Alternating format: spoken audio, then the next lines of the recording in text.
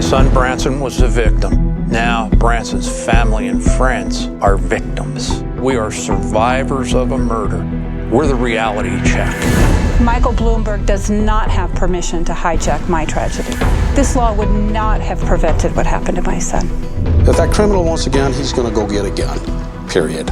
What Bloomberg's doing is going to make criminals out of law-abiding citizens. Branson was the UNR cheerleader that was murdered. That was many of the captions in the newspapers. He was just going to work to make extra money, delivering pizza. My son walked into a house to deliver pizza that they were staking out. And when he came out of the house with his pizza bag, they followed him to his car and killed him. The two murderers walked up and shot him 5 times, execution style, 5 times in the neck, right here. They're criminals. They're thugs. They're not going to go through a background check. Murder's been against the law since the beginning of time. No law has stopped murder. How senseless it was. Kill somebody to get in a gang? This is the all-American kid who lit up a room when he walked in. He probably would have been the mayor of Reno. He was so popular. It was a tragedy, just not for Art and Cindy, for the whole community. I went into a deep, dark hole. And I'm not going to sit here and say that I don't grieve still every day for the death of my son. Nothing is the same. My son's not going to get married. I'm not going to be a grandmother. Ever. This is what I have from my son's life. Right there, a big blank for the future. Thank God I have memories, and a lot of good memories.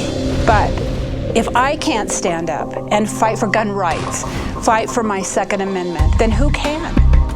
Our resources are focused on background checks, and they're focused this year in Nevada and Maine. We know they work.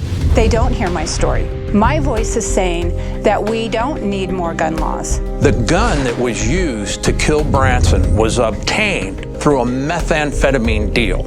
My son was killed with an illegal gun. There was no background check. And by Bloomberg coming in and putting in more gun laws, that's not going to keep the guns off the street. I'd like to know how he figures that. It's not going to make communities safer at all. People with money can't just be flaunting their money. To convince some of these people that this is the right thing, it's not the right thing.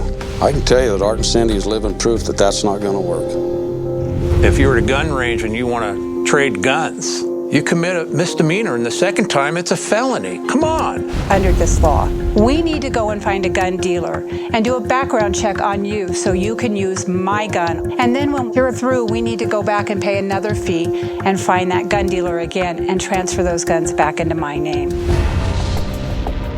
This is a working ranch, and so we have ranch rifles.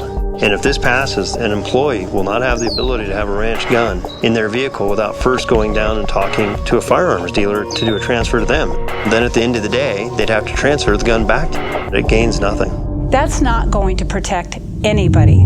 It makes absolutely no sense to me whatsoever. They tried it once before in our legislature. Our governor vetoed this. And rightfully so, but didn't solve anything. Well, then you look at the Bloomberg initiative, you're still in the same boat. It'd be an unenforceable law. It absolutely disgusts me. As long as I'm sheriff, I won't enforce that. I don't have enough deputies to enforce stuff like that. The cops in every state and every town, they're doing their jobs. They're getting the criminals. The judicial system needs to change. They're releasing a lot of people that should not be out on the streets, and they reoffend. This is not going to stop anything. They're not going to be worried about Bloomberg's proposal on going and getting a gun. We pay the price in life. The guy that killed my son, the 17-year-old had 64 priors. 64 priors.